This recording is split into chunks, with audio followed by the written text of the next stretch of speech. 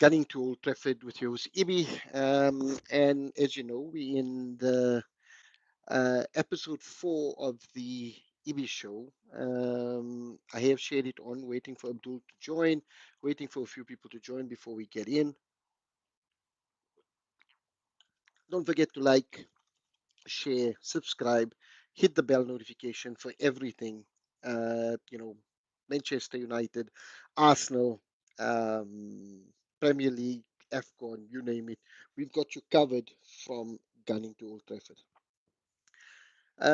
Today's show, guys, I don't think we're going to be on for too long, but we've got a few things to cover. Obviously, the first thing that's top of mind is Manchester United versus Newcastle United. Uh, the only Boxing Day fixture, amazing stuff. Boxing Day football is, one of the best times to watch football. It used to be bumper filled calendar, but tomorrow we've only got Manchester United versus Newcastle, and it's preceded by Bafana Bafana versus Egypt in the AFCON. So amazing Friday for football, and hopefully, we come away with 2 amazing wins. So we're going to touch on the United versus Manchester United versus Newcastle. We will then focus on the midfield crisis that Manchester United are currently facing. With the transfer window upon us, do Manchester United need to go in and do Manchester United need to go into the window and kind of ensure that we strengthen during the January transfer window, and what options are available for us as we jump into the January transfer window? We kind of unpack that and see where that takes us. We then look at that Bruno interview. And he's kind of done 2 interviews. One, while he was away with Portugal, and a bit more bombshell type of content coming out of that.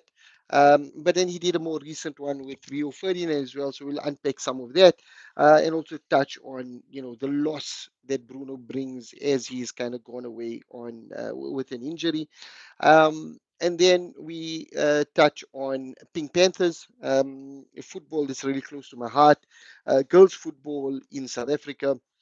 Me being a coach of the Pink Panthers under 15 team, just talking about how girls football is developing, the opportunities available, and how girls football shouldn't be taken lightly, and how we kind of develop the next generation of talent, both across the boys and girls games. We'll then touch on the AFCON, just high level, what that's looking like, where we're going, and how things are moving along from an AFCON perspective.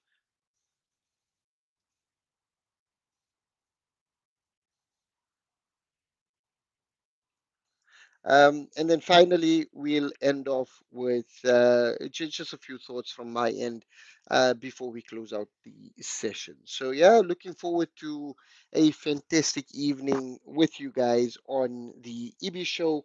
Let's give it some time until people start joining. Drop into the comments. Let me know what you're thinking. Let me know what your thoughts are on Gunning to Old Trafford, on everything that's going on, and we pick it up from there. Just before that, a bit of a plug on my end, the Kit Locker, who's recently partnered with Gunning to Old Trafford. We're doing some great stuff. I got me one of these retrofits, the Euro 2004 Portugal kit from the Kit Locker. You can see with all of the badges, Cristiano Ronaldo on the back. One of those amazing kits, and looking forward to kind of building out the collection as we move forward. So, guys, here we go. Is starting off Manchester United versus Newcastle Boxing Day fixture. It's an interesting fixture. Newcastle, always a bit of a tricky fixture for Manchester United. We've had some crackers against them in the past. And looking forward to kind of righting the wrongs of the last weekend where we dropped points against Aston Villa. Starting off, we dealt with a bit of a injury and personnel crisis going into this match. It's no secret that we're missing our entire right side of the game. Uh, Brian Mbuemo, Ahmad Diallo, and Mazraoui. Let's Khoi Abdul. Good to see you here, my guy. Brian Mbuemo, Ahmad Diallo, and Mazraoui, all on AFCON duty. We've got Bruno Fernandes injured, Kobe Mainu injured, Harry Maguire is still out, De Ligt still out. So quite a bit of players. If you look at that's around seven first team players that generally would start for Manchester United that are all out, all away, either injured or away on international duty. So yeah, it's a bit of a tricky fixture coming in, and with that the results need to get better. So how do I think Amorim will line up? I think it's no secret his formation. He's still going with that 5-2-3 formation, which is essentially a 3-4-3 type formation. You've got your three centre backs, your two wing backs, your two holding midfielders, with your three attacking players up front. So how do I expect Manchester United to line up tomorrow? Sun elements, kind of getting up front, getting and starting off in goal. And yes, he's a youngster, but he brings some calm to the team. The last two goals against Morgan Rogers, I don't think there's anything that Lemons could have done with that. Maybe the second one, if he's a little bit deeper and moves a little bit quicker, but been beaten by two world class goals. Most of the goals conceded by Lemons have not been his fault, either been worldies or defensive errors. Um, you know, and I think he's brought a calm to Manchester United, and allows us to, play out a little bit more easier from the back. And you know what you're getting from him as we move into the games. Our centre backs. I think he's going to have to go with the pairings of Luke Shaw as your left-sided centre back, Heaven as your centre back, and Lenny Yoro as your right-sided centre back. Lenny Yoro hasn't been having the greatest of times recently. Um, Arguably at fault for both, if not one at least, of the goals against Aston Villa. So he's coming under a little bit of pressure. But I think, he requires some confidence. He is battling a little bit of, and he's having a bit of an identity crisis. But I think Lenny Yoro has the quality and the class to kind of bounce back. So I think that's our centre back pairing. Aiden Heaven, coming from the Arsenal Academy, shows why he was so widely sought after.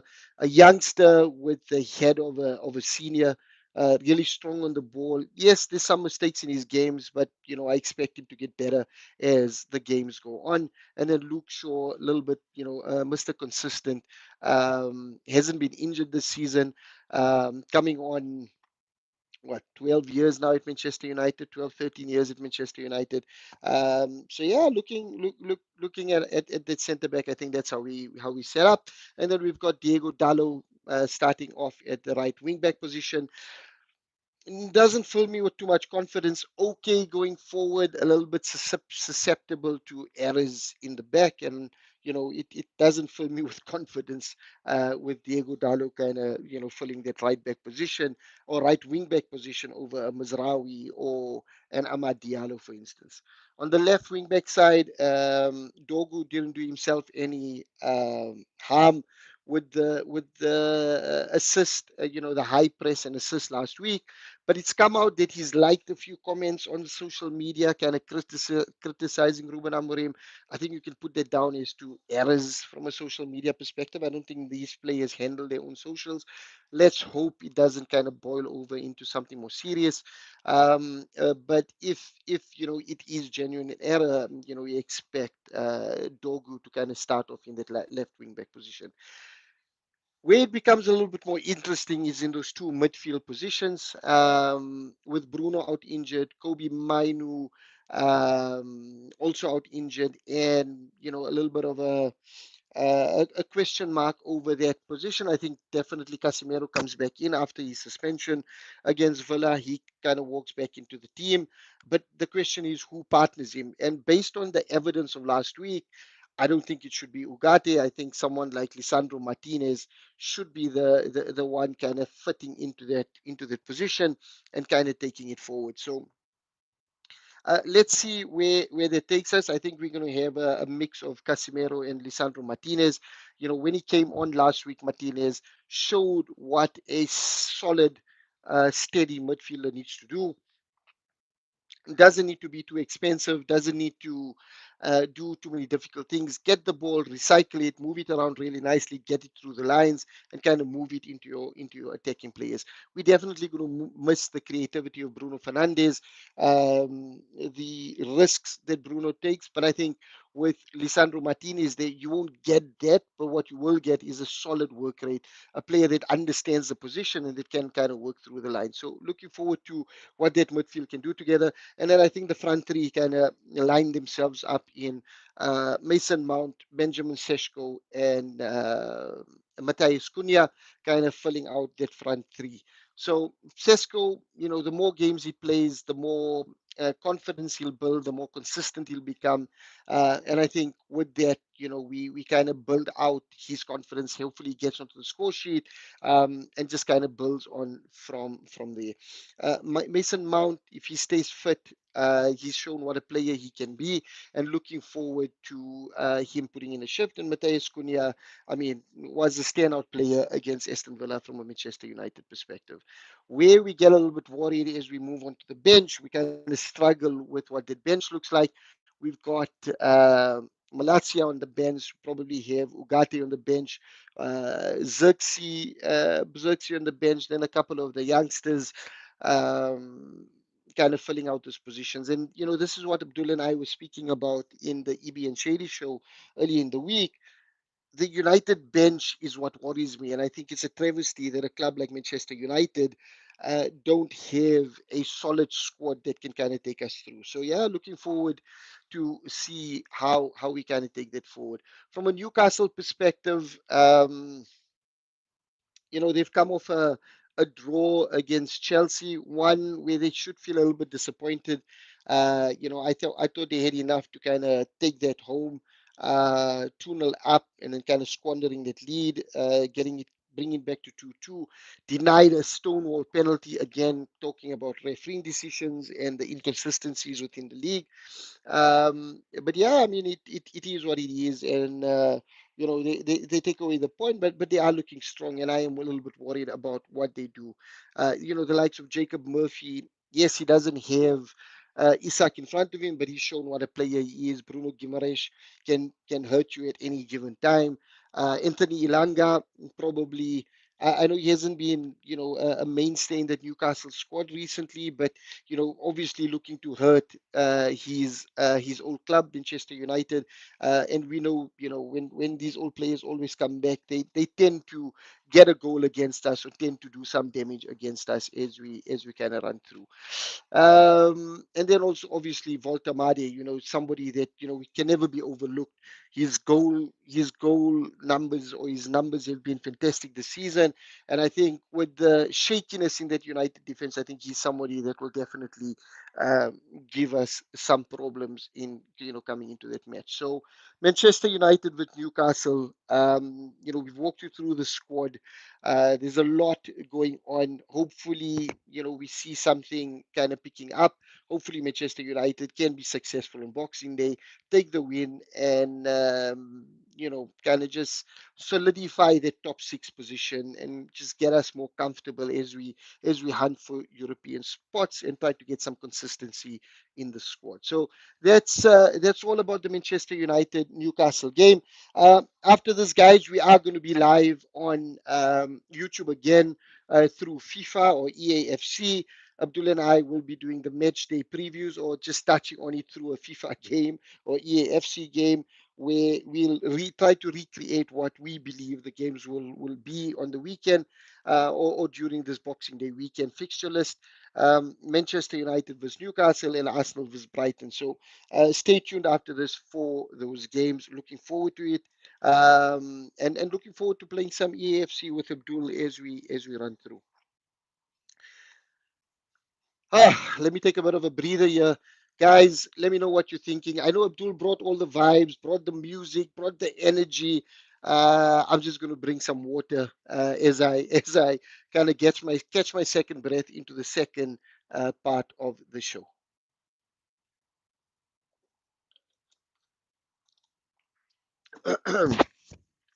So segment two, guys. What are we looking at in segment two? Our midfield crisis. With Bruno injured for an extended period of time, soft tissue damage, probably out for around 4 to 6 weeks. But with Bruno, you never know; he could kind of fast track his recovery.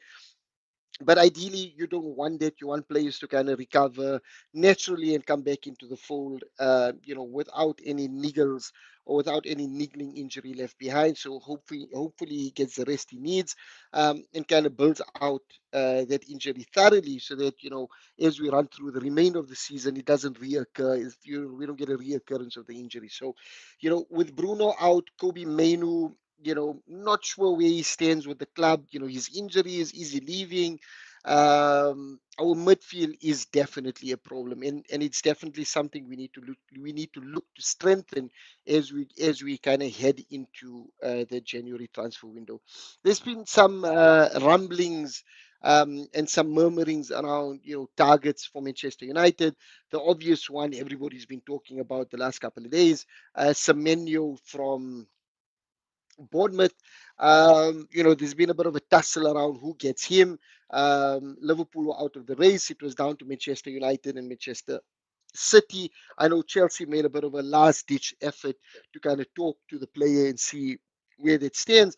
And as it stands, Semenyo looks like he's heading to the Etihad, as he prefers a move to Manchester City. Is that a train smash for Manchester United? I don't think so. Obviously, I'd love to have a player like Semenyo at Manchester United, but we want players committed to Manchester United. And if he feels he's got a better move away and going to the Etihad, then good luck to him. I think players like him, if they move to the Etihad, it's almost a graveyard shift for them. Similar to like Calvin Phillips or Kevin Phillips, Calvin Phillips. I can't remember what his name was. City seem to want to snap up players when they have abundance of players in those positions. And while I think Semenyo can, definitely fight for his position there, I think coming into Manchester United, he's guaranteed first team football. He's guaranteed a starting position, and he's got an opportunity to bring this beautiful club back to where they belong. Whereas at City, I think it just becomes a number. But if he feels that that's the place where he wants to go and ply his trade, then good luck to him. Is it a train smash for Manchester United? I don't think so. uh, I think there's quite a bit of areas that we can strengthen, the midfield being one. Semenyo would obviously come in as that, more left wing back, attacking player on the left, whereas we are crying out for a stronger center midfield combination, allowing us to create that strong spine. Abdul will always tell you that in football, if your spine is strong, kind of running from your defense through to your attack, if that's strong, your team generally sets up much better. And currently, we're really struggling with that midfield in the spine. So for me, is it a strange smash that we don't get Semenyo? No. What I'm looking at in the transfer window, not a popular name amongst Manchester United fans, but a Conor Gallagher, who's currently at Atletico Madrid. If he's available for a steal at 25 million pounds, I would say go in, spend the money, bring him in. He's used to the Premier League. He understands the intensity of the league. He knows what Manchester United will be looking, out to get out of him. He's still young at 25 years old. So for me, I think he would be a definite player that we should be looking at. And I think there has been some talks with his camp and with Atletico Madrid to understand what needs to happen for a deal to happen. So let's keep an eye on that, and your news will drop from coming to Old Trafford if anything does kind of build out from the Conor Gallagher move. Um, something else that we could do in the transfer window. I know Baleba is a name that's been talked, but obviously he's gone to AFCON, and he's more a summer transfer window target. We could do something with Elliot Anderson. I know Adam Wharton has been thrown around, but Christian Vivell, who's United's chief scout kind of development uh, personnel who's come in, I think he's looking at Angelo Stiller out of the German league. And, that boy comes in at a steal at around 40, 45 million pounds. And he is a really strong midfielder, kind of earmarked to be the next Tony Kroos. And I think, if we bring in players like him, we need to be a little bit more, thinking outside the box in how we drive this forward. So I think there's a lot of options available to Manchester United. The question is, do we, dip into the January transfer window, and do we help Ruben Amorim from a boardroom perspective? And if you ask me, I don't have any faith in the Glazer ownership. With the partnership of Sir Jim Ratcliffe, they don't fill me with any confidence, and I don't feel like they'd be tapping into the window to really support this manager. And I think that kind of begs the question: do we as Manchester United fans want to still throw the manager under the bus, knowing all of the challenges he's facing, or do we kind of come to the realization that this manager is doing the right things that he can with the limited resources that he has, and we need to give him time to be able to build out his squad? So I think that's something that we all need to ponder on as we kind of drive this through. From a January market perspective, I know the normal rhetoric always kind of surrounds the January transfer window. There's not a lot of value in the market. A lot of great players are not available during this time. But if you look back throughout the years, Manchester United have signed some great players during the January transfer window. A few names come to mind. We signed Patrice Evra and Nemanja Vidic during the January transfer window. We brought in players like Henrik Larsson on a short term loan, and most recently somebody like Bruno Fernandes coming in in the January transfer window. So there is business to be done. There is opportunities to strengthen the squad. It's just now, how much does this ownership want to back the manager as we kind of get set up for the remainder of the season? So let's keep an eye on it. We will keep you updated from a Gunny to Old Trafford perspective. Don't forget to see us across the socials. We post a lot on Instagram. Our TikTok is a little bit more, personal type content, and then obviously YouTube for the longer form content. So keep in touch, in tune with Gunny to Old Trafford. Don't forget to like, share, subscribe on this video, but then also go onto our socials and kind of follow us across there to keep updated with all of the going ons with Manchester United and Arsenal, and then the broader footballing world. Yeah. So yeah, that's the midfield crisis that we kind of facing, and what we're looking to strengthen as we move into the January transfer window. Talking midfielders, Bruno Fernandes, never a dull moment when it comes to Manchester United. There's always talks around Bruno, the impact he has on the team, his future, his long-term future at the club. What's next for Bruno Fernandes, and is he the right leader to kind of take us through and get us back to the glory days? So I think let's first start off with his injury, and I think we already seen it. Injured Bruno Fernandes is a travesty for Manchester United. Without him there, we lose the creativity, we lose the willingness to move forward, and we lose that leadership on the field. So I think for anybody that's been criticizing Bruno Fernandes over the last couple of seasons, you will get to see the impact or the difference that is apparent now that Bruno Fernandes is injured. So let's keep an eye on that and see how Manchester United fare without Bruno in the team. The next thing I'd like to talk about is those interviews. Yes, Bruno's done two interviews. Semenyo to United, City, or Chelsea. Alec, I think you joined a little bit late, but thanks for joining. I did touch on the Semenyo one. I know, there's been some talk around Manchester United, Manchester City, and Chelsea. Um, I think, honestly, The way he's gearing up, I think he's booked to kind of move towards Manchester City. I know Chelsea has kind of woken up something in him that he might look at it, but honestly, not just as a Manchester United fan. Uh, as a football fan, I think the best place for Semenyo would be Manchester United because it's where he's needed the most, where he can make the most impact, and where he can really make a difference. With his style of football, I think in Manchester City, if he goes there, he becomes another wide player. And I think with Phil Foden bringing back his old form, Doku really showing why Pep Guardiola brought him in. I think he's kind of a little bit lower in the pecking order, and I don't think he starts for Manchester City. I don't think he walks into that squad. So if he goes to Manchester City, I think it's because of the immediate success rather than the long-term success. And then from a Chelsea perspective, again, I think Chelsea really stepped out on the wings. I know it kind of appeals to him to be in London and to join Chelsea, but I honestly feel he ends up at Manchester City. But I don't think it's a big train smash for Manchester United if that does happen. So yeah, sorry I digressed, but yeah, just kind of look at the video early on, and I give my full insights on Semenyo where I believe he'll end up, and why it's not such a big issue for Manchester United. In terms of Bruno Fernandes, where we were, Bruno's kind of done two interviews over the last couple of weeks, one while away with Portugal, and the most recent one with Rio Ferdinand. And let's start off in chronological order. Let's start off on the Portugal one. And while the club were aware, I think they weren't ready for the things that Bruno was about to throw. And I think some of the most important things were around, how he felt a little bit betrayed by the ownership in the summer, where they felt like they could cash in on him.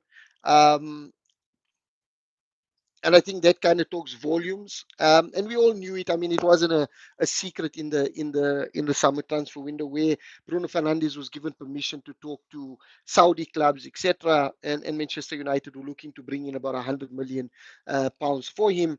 But I think what's even more damning on this ownership is that Bruno says that they didn't have the guts to kind of tell him about it or to make it clear to him that they want him gone. And I think this just shows the cowardice of this ownership in Manchester United, and shows why Manchester United are in the position that they currently are, because of this ownership. Indecisive in how they move forward, don't have the best interests of the football club at heart, and never willing to make a firm decision. Always trying to please everybody. And if you remember back about this ownership, when we signed a few players, and I know when Ed Woodward was there, he spoke about how Manchester United, we look at the social media interactions before we make a decision on players and how we take things forward. And I think that kind of spoke volumes. Mason Greenwood, I know that was a bit of a disruptive topic, but this ownership wanted to bring Mason Greenwood back into the fold. And at the last minute took a U-turn because they worried about public opinion, and kind of turned on that and kind of send him out on loan. And now with Bruno again, not being firm in whether they want him to stay, whether they want him to go, and having the guts or the goal to be able to kind of take it forward with him. And I think that just shows why Manchester United are in this position. Something else that came out of the Portugal interview is how Bruno himself decided to stay at Manchester United because of his love for the club, and because of his family situation and how settled they are in Manchester. And I think with Bruno Fernandes in our squad, in our team, we are a better Manchester United team. And over the last couple of seasons, there hasn't been a player in the Premier League that has created more chances or more goal scoring opportunities than Bruno Fernandes. And that includes the likes of Kevin De Bruyne, Mo Salah, etc. So Bruno is up there with the best of them. And if you look at globally, the only player that has created more goal scoring opportunities is Kylian Mbappe, and Mbappe is meant to do that up front with Bruno playing a bit of a more deeper position. So the numbers don't lie, the work rate don't lie. I mean, the eyeball test doesn't lie. You can see Bruno is always giving his all, kind of grinding in the game and moving forward. And I think those things are important. And losing a player like Bruno Fernandes without any real plan in place to replace him or to bring in those assists and goals from other places, I think it will be a big loss for Manchester United.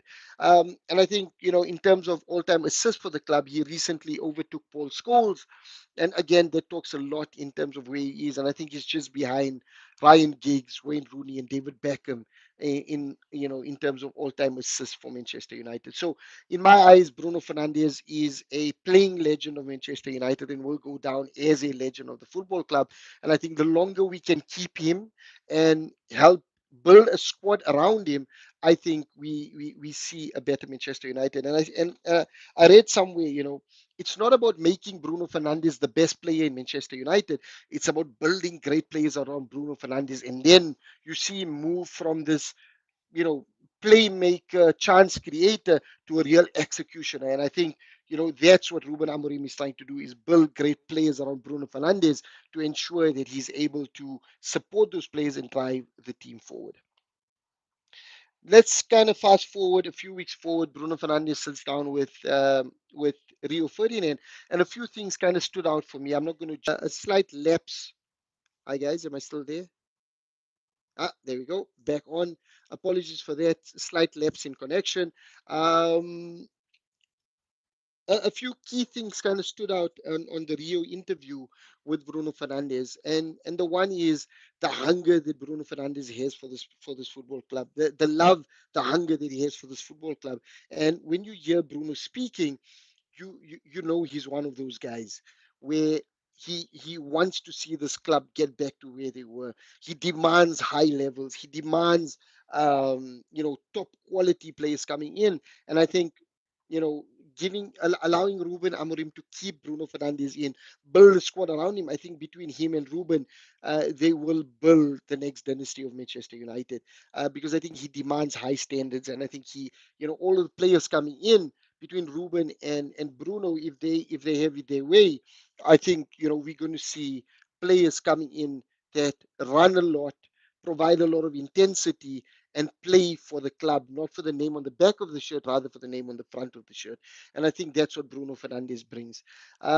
Something else that stood out for me during the interview, Bruno is aware of what sort of a figure he is. He's kind of a torn figure. There's those that love him, there's those that hate him.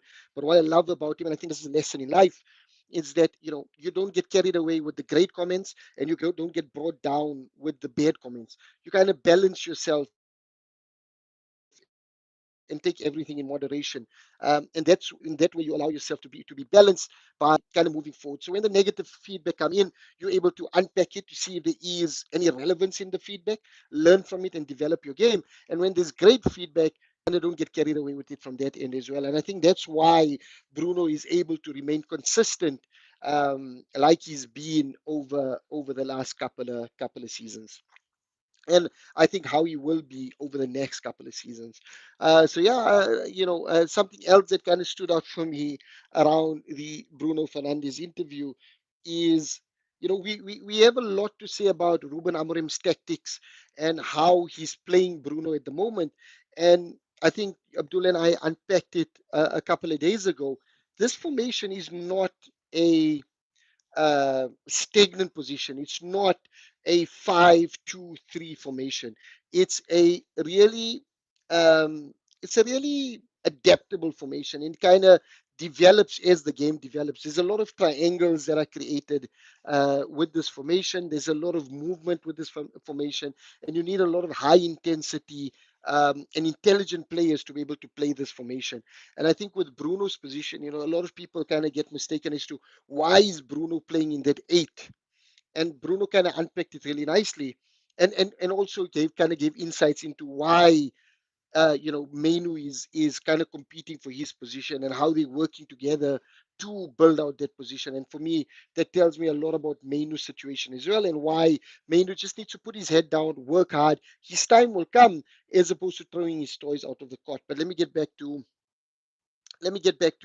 Bruno Fernandes. So that position where he's sitting in as an eight, The formation starts off as an 8, especially when we're building up possession, but it progresses into him being a 10. So as we move into the final third of the game, Bruno then moves from an 8 into a 10, where he's got the flexibility to then move the ball out. And I think the beauty of that position allows Bruno to bring in the attackers into play.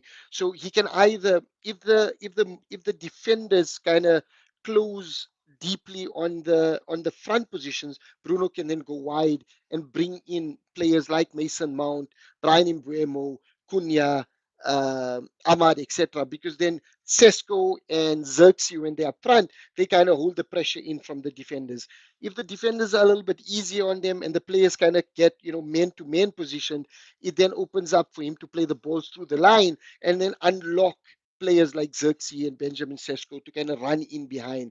And then when they kind of close in tight on the defense, he's working with on the midfield. He's working with the defenders, the likes of Aiden Heaven, Lenny Yoro, to be more brave and more kind of forthgoing in possession and kind of playing the balls through the line in midfield, from defense into midfield, allowing them to cut out all of the players.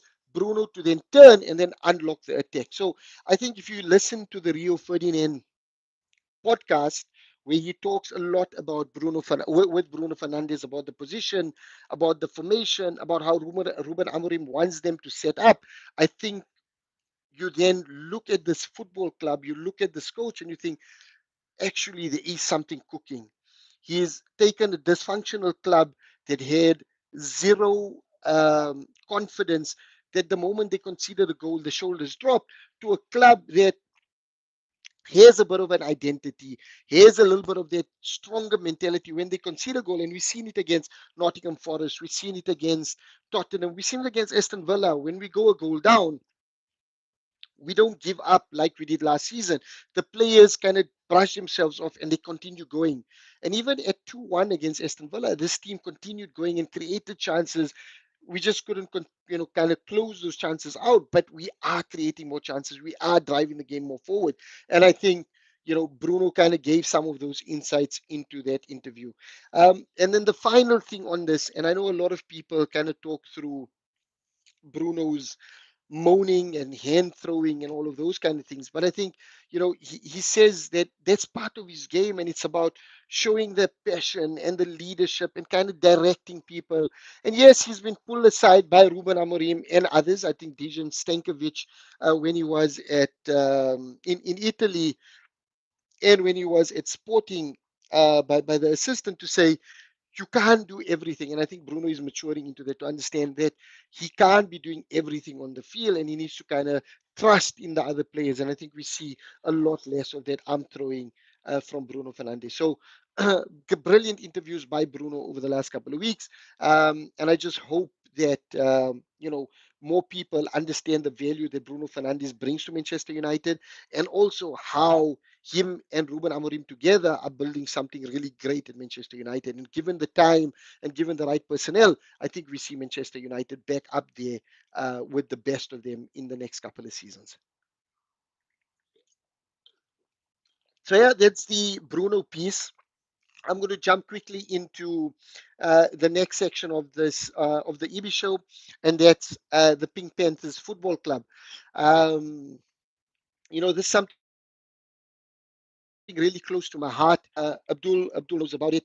I got involved with girls football a couple of years ago, and it's been a real inspiration to me, kind of coming into that. Growing up playing football, we didn't see a lot of girls kind of playing football. There were a few that used to, kind of sprout up here and there and try to take the game on, but it wasn't seen as something that would progress. And I think what I like with Pink Panthers is how we've developed, or how the girls have developed over the last couple of years, and how it's clear that girls football can become as widely spread as men's football. And we see that kind of happening on the international scene as well, with the likes of Chloe Kelly, um, etc. And there's quite a bit of this kind of growing. And over the last couple of seasons, what I've seen is, when we started with girls football, is it started off as a hobby. let's get the girls out, let them kick a ball, and let's see how that develops. And over the last couple of years, I've seen that competitiveness, I've seen that hunger to grow, to develop, to turn into, the future football stars. And for me, that's something amazing and something that I'm proud to be part of. And I'm hoping that in the next couple of years, we're able to see, you know, girls from our clubs, from our small areas, going on to represent the likes of Banyana, going on to play for international clubs like Manchester United women's team, Arsenal women's team, etc., to kind of drive this through. And with that, we see a lot of these opportunities kind of growing both from a football development perspective, from a community perspective, education perspective, and it all kind of stems from this community built around football. So Pink Panthers, really close to my heart. Really grateful for Poppy Monga for the amazing thing that she's kind of pulled together, bringing girls football to the forefront with the support from the likes of Abdul from VOB as well. It's amazing to see that we're not in it alone and we are building something great with girls football. So yeah, watch this space. Pink Panthers Football Club in Roshni. Those girls are close to my heart. Really enjoy the training sessions, really enjoy the intensity within the games, really enjoy the quality of the football, and looking forward to them growing from strength to strength. Yeah. Jumping on to the last segment of the show, AFCON. I'd be amiss to not talk about anything from an AFCON perspective. We've got a cracker. So far, the AFCON has been amazing, by the way. We've had some amazing football. And from a Manchester United perspective, all of our players that are at the AFCON have come away with a fantastic victory. Mazraoui on the opening day with Morocco, really put in a solid shift in right back and really helped the team kind of drive forward. I think he assisted the first goal as well for Morocco. So really great to see that the Manchester United boys are really driving forward and looking forward to their games, their upcoming games. We then had Amad Diallo next, who scored for the Ivory Coast, the solitude goal for the Ivory Coast, taking them 1-0, making them 1-0 victors, and also getting the man of the match award during that game. And then Brian Mbeumo from a Cameroon perspective, again, fantastic assist to get the team going forward, and then coming away with the man of the match award again. So it just shows the loss that Manchester United are facing with these players out there. But from an AFCON perspective, it's been amazing. And the quality, I know we've been talking about the entertainment factor from an AFCON perspective, but the quality of football from an AFCON perspective has been outstanding this season, and I'm really enjoying the games. Today was a bit of a dull day without any games, but yeah, looking forward to some of those amazing games tomorrow. None more so than Bafana Bafana versus Egypt at 5 o'clock South African time. So yeah, I mean, Zainab, I'm sorry, but from tomorrow 5 o'clock, I'll be away. We've got Bafana playing Egypt at 5. That takes us through to 7. We've got we've then got the SAT 20 from a cricket perspective starting up, and then we've got Manchester United versus Newcastle. So my Friday afternoon, evening kind of writes itself. Get me a nice bowl of popcorn, find a comfy seat in front of the TV, and get ready for a bumper evening of sports. On the live. Guys, we got Zaid here walking. I don't know if he wants to come onto the live. He can't see you guys waving, but he is waving to the squad. So yeah, tomorrow Bafana versus Egypt. I think this will be a real test for us. We've gone unbeaten. I think Abdul mentioned. I think there's 27 games, 21 or 27. Abdul, drop into the comments. Let me know. I can't recall what you mentioned. How many games Bafana are going unbeaten?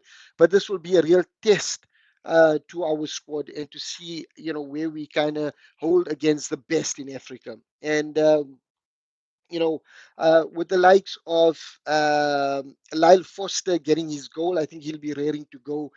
We've seen him score against Manchester United, actually got a brace against Manchester United. And now with him getting his goal in the opener, I think, he'll be something to watch out against Egypt. Apollos, always a threat down the left. And I think just overall, the way, I think Abdul kind of summed it up really nicely. When we talk about Kasi football and the growth of South African football, we don't need to look out. 27 official on-field games, loved it. So yeah, thanks Abdul, thanks for jumping in on that. When we talk about local style football, Kasi style football, and the score that has been built out of the PSL, it shows us that South African football is on the up.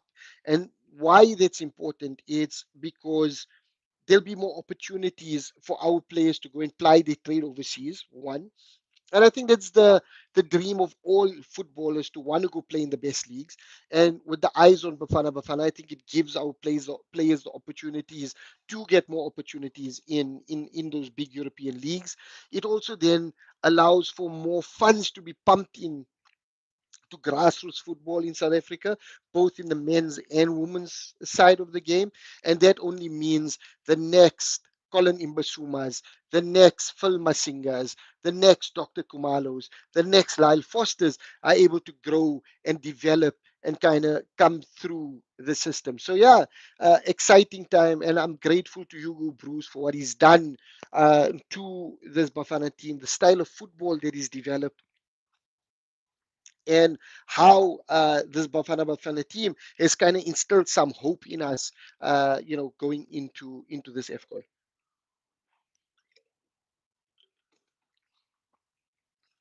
Sorry, guys, I'm getting a bit dry throat, but I think that brings us to the end of the EB show. I know Abdul ends it with some amazing quotes. And I'm going to end it on one of Abdul's normal amazing quotes that he normally brings in. Guys, it takes a village to raise a child. And I think when it comes to football, there's nothing truer than that. And when I spoke about Pink Panthers, that's something that we appreciate, something that we see in developing our girls' football, our boys' football, is that we need everybody to play their part in order to bring this beautiful game to our kids, to ensure that they do it, one, to develop them their skills, to develop leadership, but also to maybe forge careers out of what's available for them, both from a men's and women's side of the game. Guys, don't forget to like, share, subscribe, hit the bell notification. Don't go anywhere. Abdul and I are going to be online with EAFC in the next couple of minutes. We might be dropping in the next 15, 20 minutes. Guys, don't forget to like, share, subscribe, hit the bell notification. With that, we are at the end of episode 4 of the IBI show, and we are gunning to Old Trafford. Thank you.